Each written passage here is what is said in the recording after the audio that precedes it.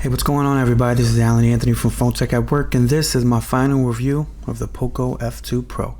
So let's start the video. Let me show you what I'm talking about. Pow.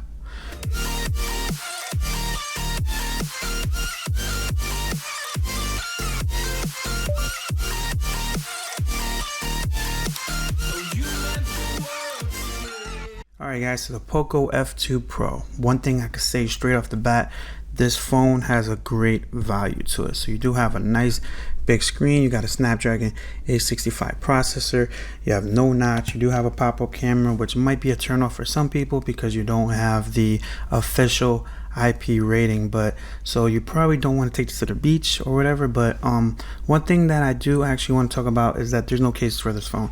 The cases that are actually out right now, they look pretty hideous as well, but the one that comes with it is probably the worst of them all because like the texture of it just feels super cheap, but it is actually sturdy, so you really don't have no choice. But as far as the feeling of the phone, this definitely feels like a P40 Pro.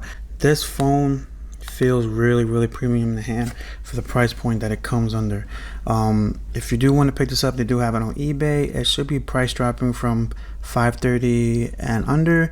If you want to get it from GearBest and wait forever, then you guys can pick it up for $500, but I suggest to get it from eBay. But if you do want to get it from GearBest because you guys don't have eBay where you're located at, you could definitely get it from them and just wait it out and tough it out and just know that you are getting the right price. Okay, so as far as the connection quality, I've never dropped from LTE without any hiccups. I remember when I had the Xiaomi Mi A1, that phone would drop off with no service or whatever. I have no problem with this device when it comes to LTE service.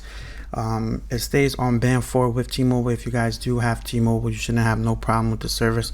I did actually have this on Cricket Wireless and I did a speed test, but the one thing that I forget to mention is that the plan that I had on Cricket Wireless has a cap speed of only 8 megabits per second, but the fact that it didn't even get to that point, that's really up to your area and how your service is when it comes to AT&T. Now, I might be talking a little bit too fast, but I'm just trying to get everything out when it comes to this device. As far as the fluidity of this phone is super fast. You have a Snapdragon 865 processor, 6 gigabytes of RAM.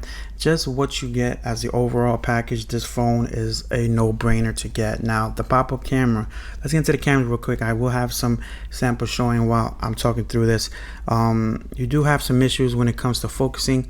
There's times where you focus on one part of the picture and then it blurs out the same part but more to the left, more to the right. So you do have some issues when it comes to that, but that's mostly for pictures that are indoors. When it comes to outdoor pictures, it actually looks pretty good with no issues. But as far as the cameras, I think they are pretty solid. Not the greatest in the world. I have not tried a G-Cam, so I can't really tell you as far as that how's the quality look. So let's get into the settings real quick. So one thing that I did actually want to point out to you was this part right here. So I'm going to zoom in real quick. Let's try to zoom into the subject of what I was telling you about. So when you tap to focus, you'll get focusing right here, but then it'll blur out certain parts of the subject, which is not really good. And that's not the first time that that's happened. All right, so one thing that I did actually want to talk about was the headphone jack. You do get a headphone jack up here in the top, and of course you have your pop-up camera, Type-C fast charging. This thing does actually fast charge very fast, but you do have to use an adapter if you want to get the full 30-watt charging when it comes to this. Now, you don't get wireless charging on this device, which I'm not really a huge wireless charging fan, but I know that a lot of people are, and that's one probably like a negative. But for $500, guys, come on. I mean, I think the biggest argument that a lot of people say is that you can get a flagship from last year for $500. Now, I did actually pick up an Xperia 1 right here. I picked this up for under $500, so that's a really great point. But if you guys just want the newest flagship processor, you want some decent cameras, you want all screen, this thing has all screen, and it does have a in-display fingerprint scanner. which absolutely works perfectly. A lot of people have been asking me about the face unlock. I have not been using face unlock because I don't want to see my camera pop up and down 100 times a day, so I do leave it. With the in-display fingerprint scanner, some people ask me about the apps. Can you use your in-display fingerprint scanner for the apps to unlock your apps, whatever? And yes, you can. There's no Wi-Fi calling when it comes to Mint Mobile / T-Mobile. That's another question that I did get. But overall, I really like this phone.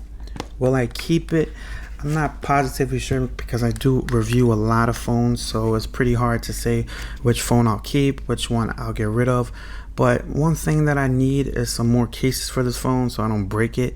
But as far as the overall phone, this is probably one of the best budget phones that you could get at that price point for under $500.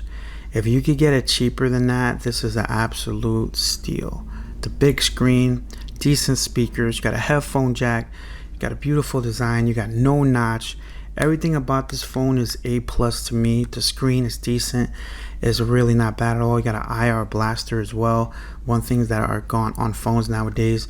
Now, I know this is a phone that is usually big with the ROM community, and this is basically a Redmi K30 Pro. But at the same time, we get the Poco phone here in the States to use because it has more bands, and that's what we're going to stick with. So if you guys like this video, hit it with a thumbs up. Follow Phone Tech at Work for more videos like this of the Poco F2 Pro and more tech to come. Peace and love. I'll see you guys in the next video.